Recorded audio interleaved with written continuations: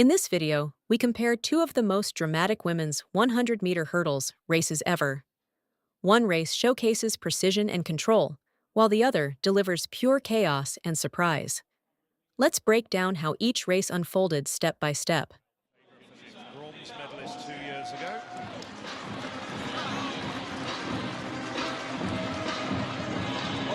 Seeing Rita Hirsch of Finland.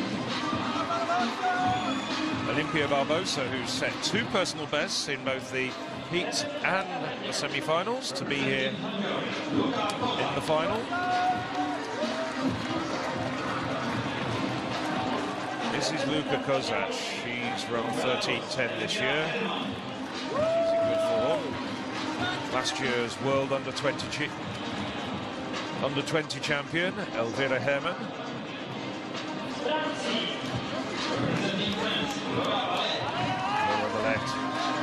Improved to 13:04 recently at the European Athletics Team Championships. Now here's the winner, as I said, of the bronze medal 2 years ago at these championships.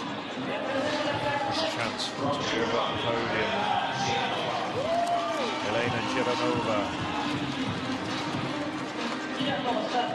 has been running very well in the heats, just outside of personal best. And in the outside, in lane 9, will be Yasmin Miller.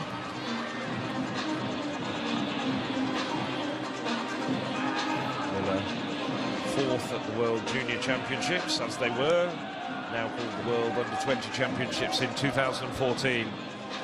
And really as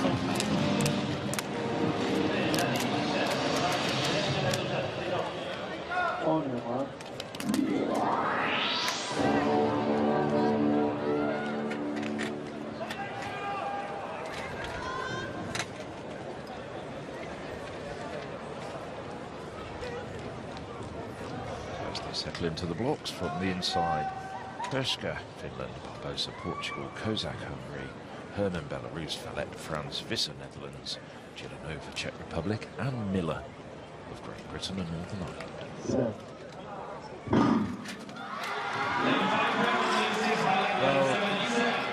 Kozák has a very good start here. She's running extremely well, but Visser now really starting to motor over the second half of the race.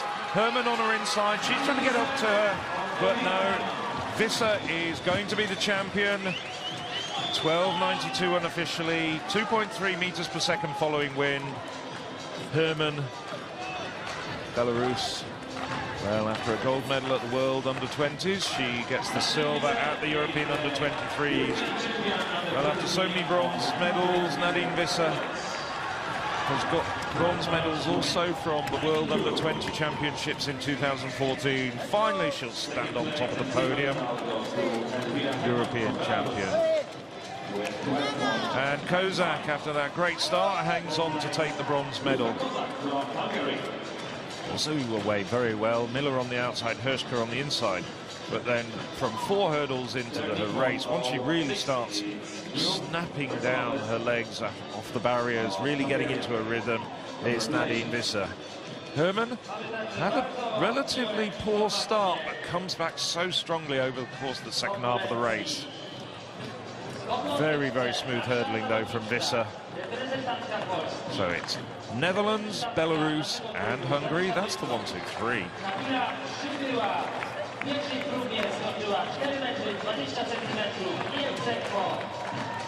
Valette, well, it all goes horribly wrong for Valette in the early part of the race, and never in contention, as you can see.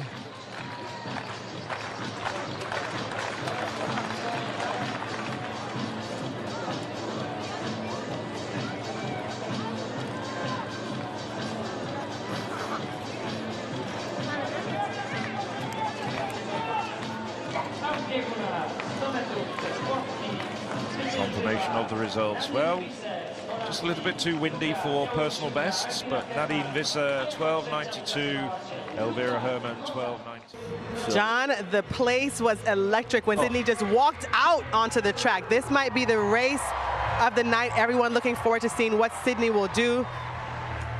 Megan Tapper there in lane 1. Certainly popular from Jamaica, but not Sid popular. This is Tia Jones. She's making her 3rd appearance as a Grand Slam challenger.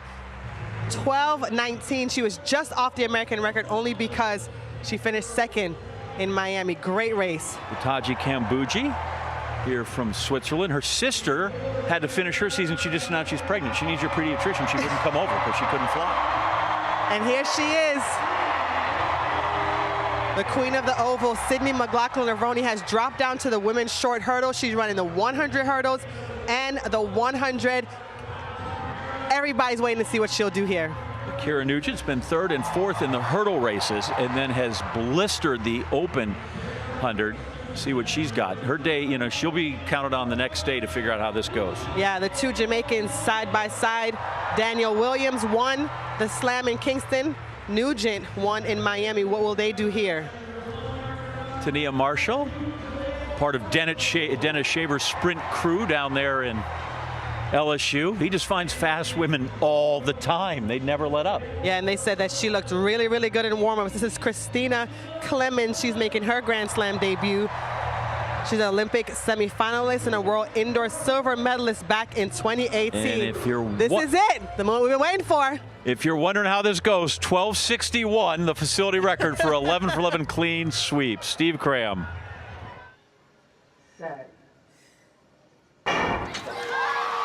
Sydney gets out reasonably well. Nugent has got away quickly. Also going well. Tia Jones over the far side. It's Nugent just leading this one at the moment.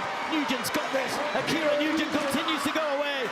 Wins it easily in the end. 12:44. Sydney just not on terms in an event we wouldn't necessarily expect it to be. Tia Jones did hang on for 2nd place after getting out sharp. But Nugent staffed her authority all over that race there. Got out well. Was up with Jones, who we know can get out quickly. So does Tapper as well. But then she just continued to move away from there. Sydney 5th. Great athletes like a challenge. I'd rather see her challenge herself, man, if I'm being honest. We know what she can do in the 4 hurdles. We've seen it for years. She's constantly racing the clock. I'd like to see her race people, and she did it. I think she has a desire to do that as well. You know, you got to be able to do things to keep the heat under you. I think she realizes that. She actually got out decently. Having Akira right next to her, though, when you're next to that kind of cadence, it can actually throw you off because this is something that she doesn't necessarily feel all the time. She's on a stagger usually and doesn't always have athletes right next to her. So that's new for her. And to see someone 3-stepping that quickly right next to you, yeah, it's not that simple to run next to. I mean, technically, she's only raced this twice, I think, since 2021. Yeah. So, you know, and until you get in the mix with the fast people, it's all right in training and everything. The women's 100-meter hurdles has long been one of the most technically demanding and emotionally charged events in athletics, and few races capture its essence better than the 2017 European U23 Championships final in Bydgoszcz and the electrifying showdown at the Grand Slam track meet in Philadelphia. Though separated by context, level, and narrative, these 2 races reveal how the same discipline can produce entirely different kinds of drama, one defined by breakthrough and structure, the other by shock and disruption. In Bydgoszcz, the stage was set for the next generation of European talent to announce itself. The atmosphere carried a quiet intensity, the kind that builds when athletes stand on the edge of transition from promise to proven ability. Nooralotta Neziri, Luca Kozák, Elvira Herman, and Nadine Visser all arrived with credentials, but none yet held true senior authority. This race was about validation. From the gun, Kozák executed one of the cleanest opening phases in the field. Her reaction was sharp, and her first 3 hurdles were nearly flawless, establishing early control. The race unfolded with a sense of technical discipline, tight spacing, efficient hurdle clearance, and minimal error. Even with a slightly illegal wind reading of plus 2.3 meters per second, the performance level was undeniable. As the race progressed, it became less about chaos and more about who could maintain rhythm under pressure. In that environment, Elvira Herman's composure proved decisive. She surged through the latter half of the race with superior mechanics, turning a competitive field into a statement victory. It was a breakthrough moment, the kind that signals not just a win, but the arrival of a future elite athlete. Philadelphia, however, told a completely different story. Here, the narrative wasn't about emerging talent finding its place. It was about established stars stepping outside their domains and being challenged in unexpected ways. Sydney McLaughlin-Levrone entered as the headline name, her reputation in the 400-meter hurdles casting a long shadow over the field. The crowd expected dominance, or at the very least, control. But the 100-meter hurdles is a different beast, less forgiving, more explosive, and brutally dependent on precision from the very first step. From the start, the race immediately broke from expectation. While McLaughlin-Levrone was solid, she wasn't dominant. Instead, it was Accra Nugent who delivered a near-perfect execution. Her start was aggressive, her transitions seamless, and most importantly, her rhythm never faltered. Unlike the structured build of the Bydgoszcz race, this was a performance built on pressure and presence. Nugent didn't just compete, she imposed herself on the race. What makes the Philadelphia race so compelling is how quickly narratives can collapse in sprint hurdles. One slight hesitation, one imperfect clearance, and the entire race shifts. McLaughlin-Levrone, despite her elite pedigree, could not fully adapt to the shorter, faster rhythm required. Nugent, on the other hand, thrived in that environment, turning what many expected to be a showcase for an American star into a defining moment for herself. Comparing these two races highlights the dual nature of the 100-meter hurdles. In Bydgoszcz, success was built on progression, patience, and technical consistency across rounds, a culmination of development. In Philadelphia, success was immediate, explosive, and unforgiving, a test of who could deliver perfection in a single moment. Both races, however, share one fundamental truth. The 100-meter hurdles does not allow for compromise.